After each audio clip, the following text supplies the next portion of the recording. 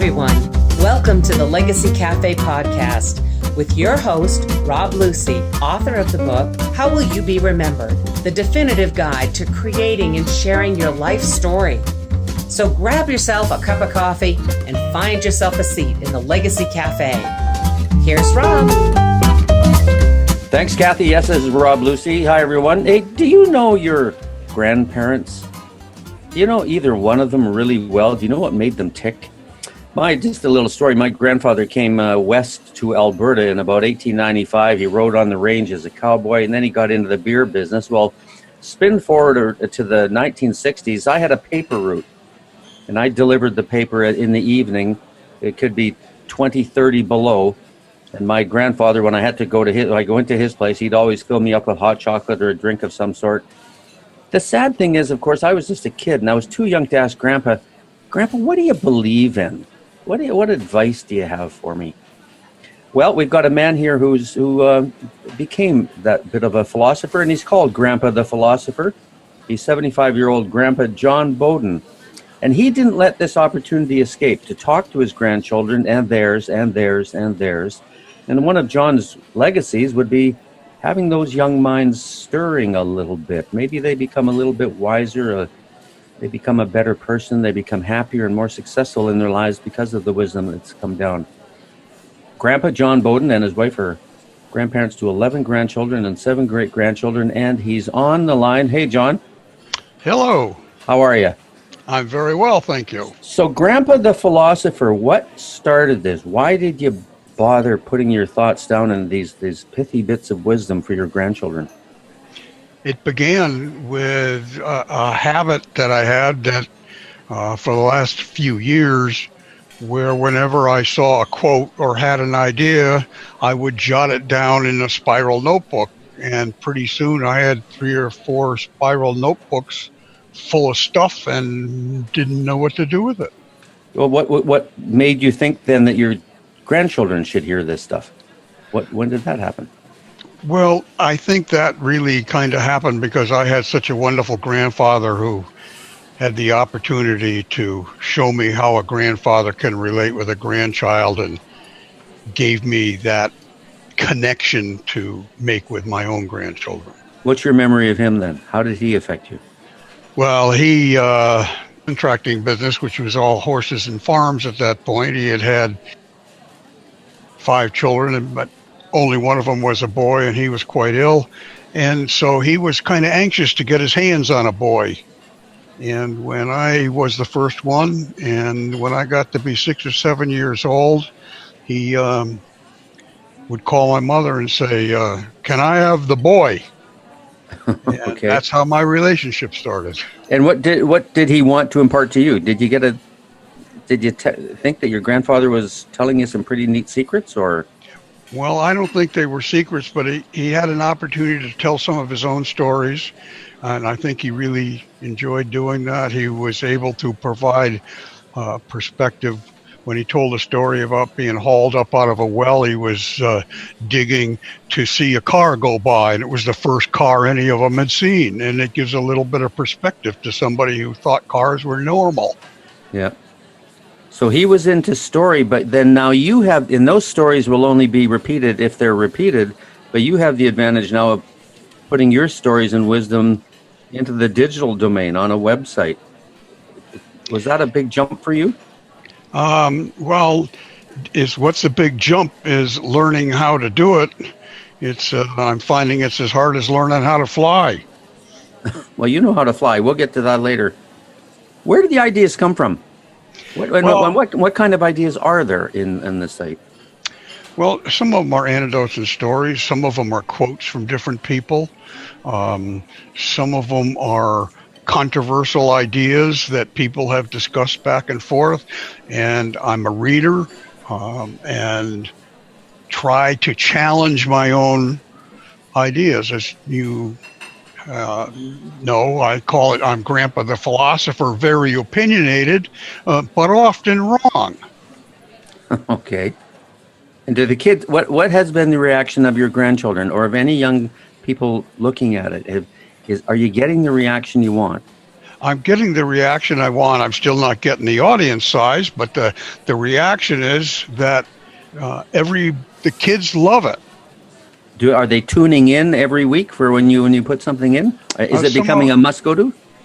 some are. I think the biggest problem is that I'm still trying to figure out how to do tweets and Facebooks and all that kind of stuff to get it out there and do it. Right now, I just use email. So I'm struggling with some of the mechanics of getting the information into the world. Well, some of our listeners that go to Grandpa the Philosopher can probably help you out. You talked about sometimes we're often wrong.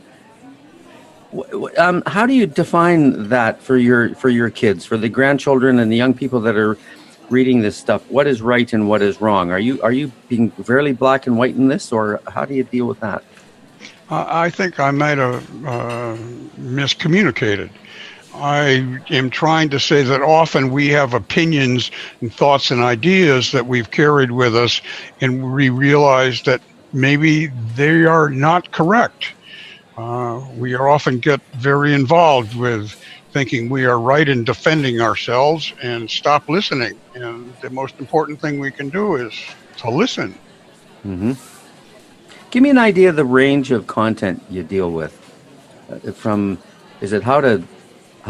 Which fork to use first for the salad, all the way up to how to deal with people, or what kind of content do you have? Yes, I have no constrictions on the topic or the subjects. I just hope that at the end of whether it's a one line or 3 or 4 paragraph, the would be the response of the reader or the person listening to the videos. Do you have a sense, because now you're in the digital domain, you're in a web page, and it'll last for hundreds of years if you wanted to. Do you have a sense of that longevity and how important that is?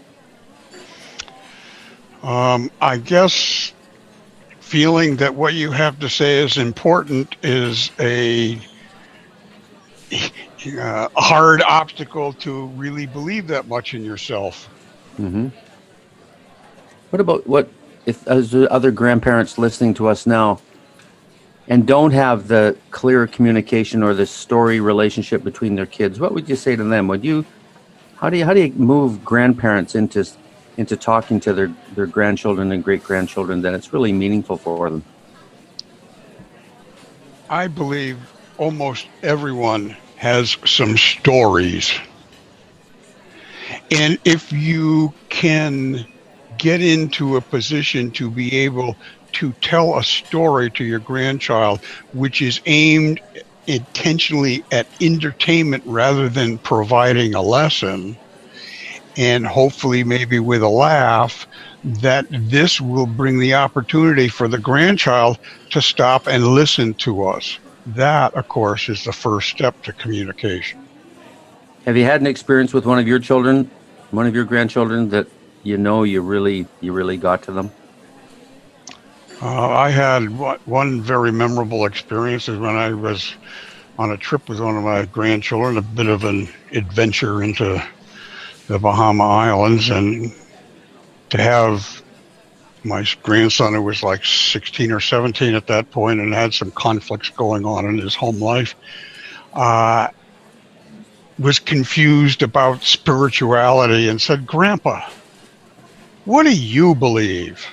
Mm-hmm. What a question. To have a grandson ask a question like that is enough to make me delightedly happy that he would ask me such a thing. Did you answer him? I did. I said, I'm a Jonathan Livingston kind of guy. There's lots of spirituality out there, and we don't understand it all. How old do you think kids have to be to start to understand the wisdom of old Grandpa? I can't put an age on that. There's some kids that seem to get it when they're very young, and some that haven't listened and they're 40.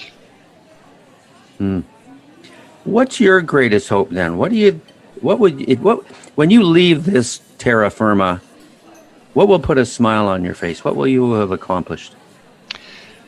One of my pieces is about stories. And I see stories are like our genes. They're what keep us alive after we die. Yep. And I hope that my stories will keep me alive after I die. Mm-hmm. And how do you know you've been successful, though? How do you judge that? Well, I don't know. Fair answer, because we don't know everything. So somebody just penciled for me, are you wise? Are you going to be wiser at 80 than you are at 75? If I can remember anything. Okay. I'll take that as a yes. Now, you're also an author. You've written a book. Tell me a little bit about it. Well, I wrote a book that explains about 5 years of my life from when I went to flunking out of college to going into the Marine Corps, getting picked up, taught to fly, going to Vietnam, and going back to school, married with a child, and graduating magna cum out of school. And it was the 5 years of life where I went from a screw-up kid to a man. And that's part of a lesson that I wrote that started with me writing particular parts of it and reading it to my grandchildren at Christmas time. And all of a sudden, I realized I was having so much fun at it. I just kept writing. It turned into a book. And what is that book called? Klondike Playboy. Klondike Playboy, but you weren't in the Klondike, which is Alaska, Yukon. Well, Klondike was the call sign of our squadron. Okay. And the main message I'll get out of the book, what would you think that is? Is that no matter where you are, you can get better. Good. So just one last thing. What would you say, I want to nail this down. What would you say to grandparents now who are kind of intrigued that you're passing your wisdom and your stories on to all the children from your grandchildren down for decades now, hopefully? What would you say to other grandparents? Get going. Don't try and teach a lesson. Try and communicate and tell stories that will make your grandchildren laugh, and you'll be successful at communicating. Good message. John Boden, thank you very much. I'll tell you what, folks, if you'd like to learn a little bit more about, learn John's site, head to legacycafe.org/grandpa. We'll have a variety of things there for you. legacycafe.org/grandpa.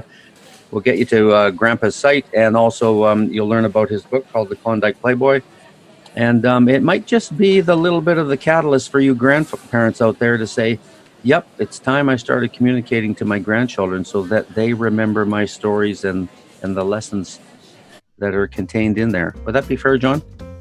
I think you hit the nail right on the head. John Boden, thank you very much, and keep writing, and we'll keep looking for your stories and your wisdom. Thank you very much. It was my pleasure. Okay, John. I'm Rob Lucy. Thanks for joining us at the Legacy Cafe. We'll see you again next time. Thanks for listening to the Legacy Cafe podcast. We have lots of great conversations coming your way. And by the way, if you want us to send you reminders that a new podcast is ready for you, go to legacycafe.org to subscribe.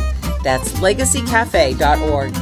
Have a great day, and remember, the coffee and conversations are always hot at the Legacy Cafe.